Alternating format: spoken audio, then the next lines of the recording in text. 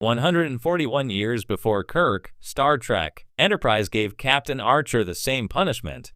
When we talk about Star Trek captains, one common theme always seems to resurface. The Federation, or Starfleet before it truly became the institution we know in the 23rd and 24th centuries, has never been especially comfortable with independent, rule-breaking starship commanders. Even legends like Captain James T. Kirk found themselves on the receiving end of punishments that were both humiliating and ironic. But what many fans may not realize is that 141 years before Kirk was sentenced to desk duty for insubordination in Starfleet, Captain Jonathan Archer received nearly the exact same punishment during the turbulent days of Star Trek, Enterprise. This parallel is more than a curious bit of trivia. It reflects something fundamental about Starfleet's complicated relationship with its most daring leaders. Archer and Kirk were men born to explore, not to shuffle reports and attend staff briefings.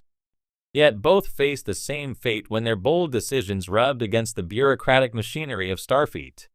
Looking at Archer's punishment in the 22nd century and comparing it to Kirk's in the 23rd reveals how little Starfleet's attitude had changed, and why these captains were too important to ever keep behind a desk for long.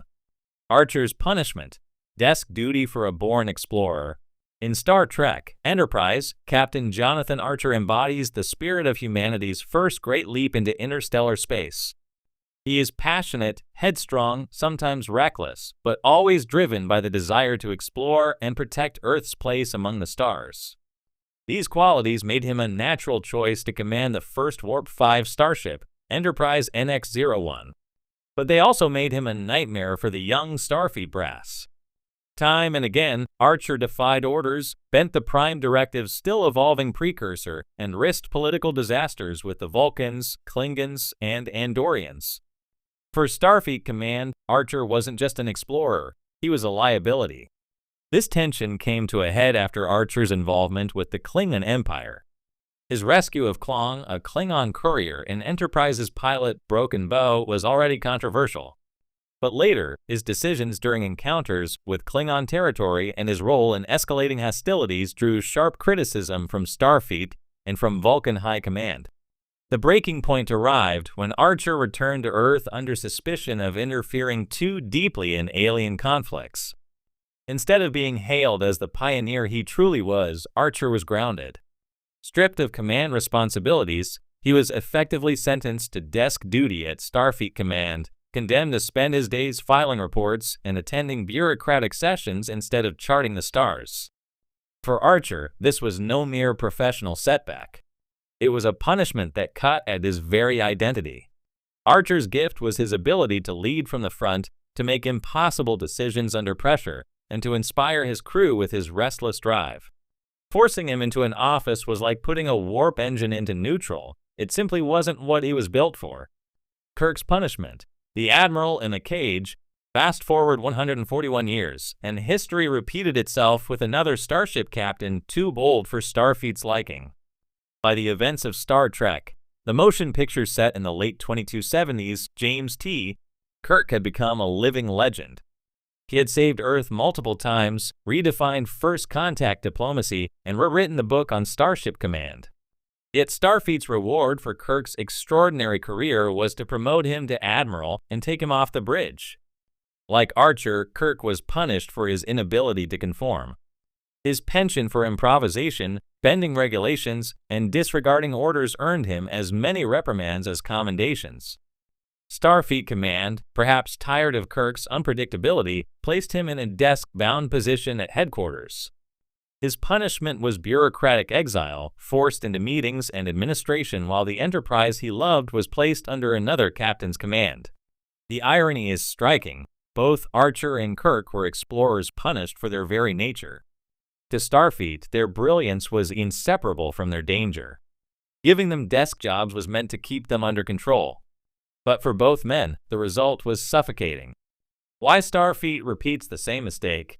It's worth asking. Why would Starfleet, an institution supposedly built on exploration, punish its greatest explorers with bureaucratic exile? The answer lies in the dual nature of Starfleet itself. Starfleet is not just an exploratory organization, it is also a military and political one. Exploration inspires hope, but it also risks war. Every time Archer or Kirk bent the rules, they risked sparking an interstellar incident that Starfleet Command would have to clean up. Archer pushed humanity into the thick of interstellar politics before Earth was fully ready, challenging Vulcan restraint and enraging Klingon pride. Kirk routinely violated the Prime Directive and humiliated Klingon and Romulan adversaries. For bureaucrats and politicians, these captains weren't heroes, they were walking powder kegs. The desk duty punishment, then, was Starfleet's attempt at containment. By tying Archer and Kirk to headquarters, Starfleet could both reward them with titles and strip them of their greatest danger, freedom on the frontier. The human cost of desk duty.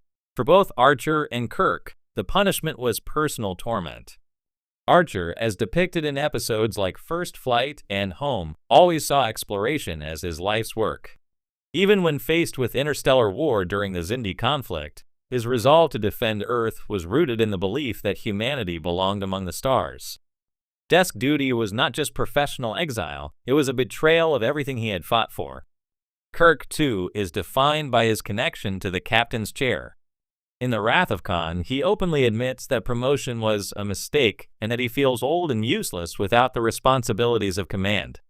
His restlessness, his dissatisfaction with desk life, mirrors Archer's own discontent more than a century earlier. This reveals the true cruelty of Starfleet's punishment. For men like Archer and Kirk, whose sense of identity is entwined with Starship Command, desk duty was worse than demotion. It was an erasure of who they were. The parallels extend further. The parallels between Archer and Kirk's punishments go deeper than simply being benched. Both men, when forced into administrative roles, eventually clawed their way back into active command. Archer's redemption, though sidelined, Archer's role in the Xindi crisis restored his status.